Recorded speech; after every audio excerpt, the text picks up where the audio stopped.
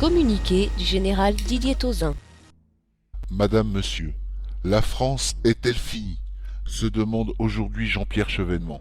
Alors qu'en 1970, nombre d'observateurs envisageaient une France qui en l'an 2000 serait la plus grande puissance européenne avant d'être une grande puissance mondiale du XXIe siècle, grâce à la solidité de ses institutions, à son dynamisme démographique et économique, à l'excellence de son système scolaire et universitaire, notre pays aurait dû avoir retrouvé aujourd'hui le rang qui était le sien au XVIIe et au XVIIIe siècle lorsqu'il était à son apogée.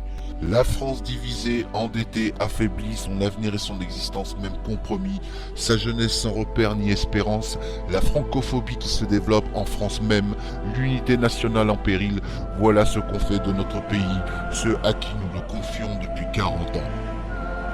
La France va très mal et elle désespère, mais quand s'expriment ceux qui voudraient sortir de l'ornière et redonner un véritable avenir à notre pays, c'est une misérable cacophonie.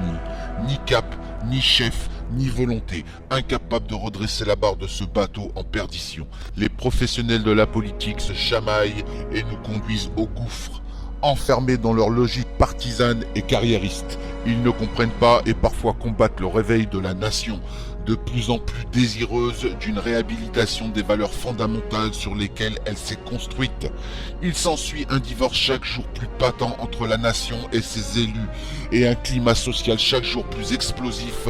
Désormais, tous les scénarios deviennent possibles, même les plus graves. Ce constat que je sais partager par beaucoup m'a décidé à m'impliquer. Qu'un général s'engage en politique comme je le fais ici est fort rare dans notre pays et suscite des questions.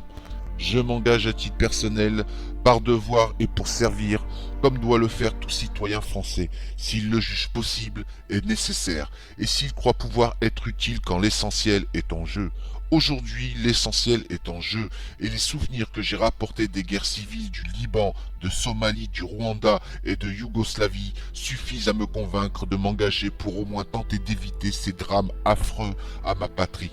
Il est temps que les Français de toute confession et origine, authentiquement patriotes, reprennent conscience de leur rôle prééminent pour relever la tête du pays. Sans ça, notre France millénaire sera assassinée.